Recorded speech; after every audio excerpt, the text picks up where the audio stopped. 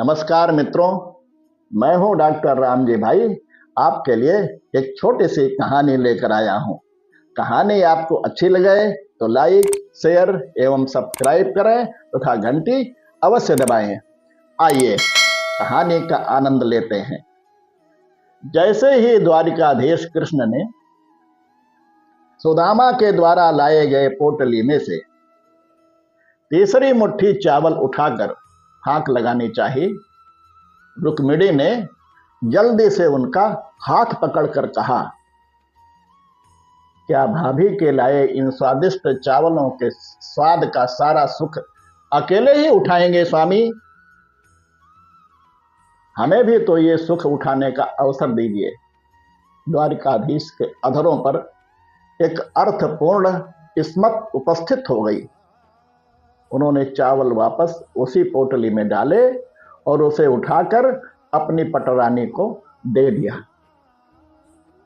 सुदामा के साथ बातें करते हुए कब कृष्ण उनके पांव दबाने लगे, ये सुदामा को पता ही नहीं चला। सुदामा सो चुके थे, किंतु कृष्ण अपने ही सोचों में मगन उनके पांव दबाते हुए बचपन की बातें करते चले जा रहे थे कि तभी रुक्मिणी ने उनके कंधे पर हाथ रखा।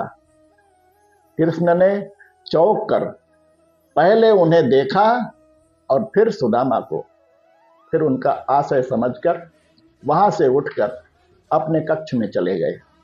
कृष्ण की ऐसी मगन अवस्था देखकर रुक्मिणी ने पूछा, स्वामी, आज आपका व्यवहार बहुत ही विचित्र प्रतीत हो रहा है।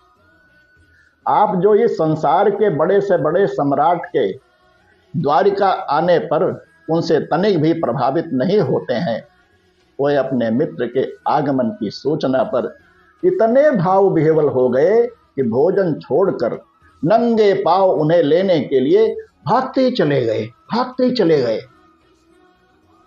जिनका कोई भी दुख, कष्ट या चुनौती कभी रुला नहीं पाई, यहां तक कि जो गोकुल छोड़ते समय मैया यशोदा के अश्रु देखकर भी नहीं रोए, वे अपने मित्र के जीर्ण शीर्ण घावों से भरे पांवों को देखकर इतने भावुक हो गए कि अपने अश्रुओं से ही उनके पांव धो डाले।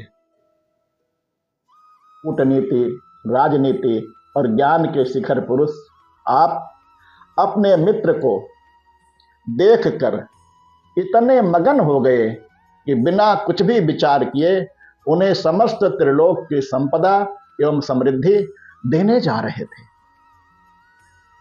मैंने अपने उसी अमोदित अवस्था में कहा, वो मेरे बालपन का मित्र है रुक्मिणी, परंतु उन्होंने तो बचपन में आपसे छुपाकर वो चने भी खाए थे जो गुरु माता ने उन्हें आपसे बांट कर खाने को कहे थे। अब ऐसे मित्र के लिए इतनी भावुकता क्यों? सत्यभामा ने भी अपनी जिज्ञासा रखी। कृष्ण मुस्कुराए, सुदामा ने तो वो कार्य किया है सत्यभामा कि समस्त सृष्टि को उसका आभार मानना चाहिए। वो चने उसने इसलिए नहीं खाए थे कि उसे भूख लगी थी, बल्कि उसने इसलिए खाए थे क्योंकि वो नहीं चाहता था कि उसका मित्र कृष्ण दरिद्र दिखाई पड़े। उसे ज्ञात था कि वह चने आश्रम में चोर छोड़ कर गए थे, और उसे यह भी ज्ञात था कि उन चोरों ने वो चने एक ब्राह्मणी के घर से चुराए थे। उसे यह भी ज्ञात था कि उस ब्राह्मणी ने यह श्राप दिया था कि जो भी उन चनों को खाएगा वो जीवन पर्यंत दरिद्र ही रहेगा। सुदामा ने वह चने इसलिए मुझसे छुपा कर खाए ताकि मैं सुखी रहूं। वो मुझ में ईश्वर का कोई अंश देखता था, तो उसने वह चने इसलिए खाए क्योंकि उसे लगा यदि ईश्वर ही दरिद्र हो जाएगा तो संपूर्ण सृष्टि ही दरिद्र हो जाएगी। सुदामा ने संपूर्ण सृष्टि के कल्याण के लिए स्वयं का दरिद्र हो जाना स्वीकार किया।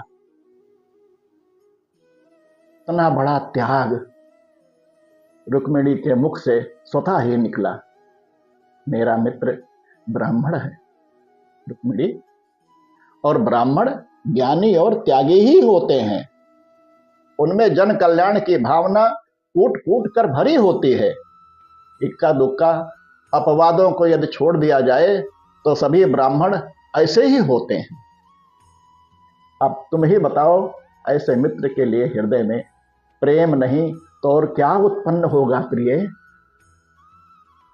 गोकुल छोड़ते हुए मैं इसलिए नहीं रोया था, क्योंकि यदि मैं रोता तो मेरी मैया तो प्राण ही छोड़ देती।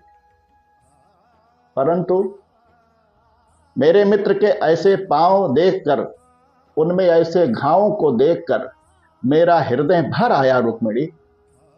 उसके पांवों में ऐसे घाव और जीवन में ऐसी दरिद्रता, ऐसी दशा मात्र इसलिए हुई क्योंकि वह अपने इस मित्र का भला चाहता था।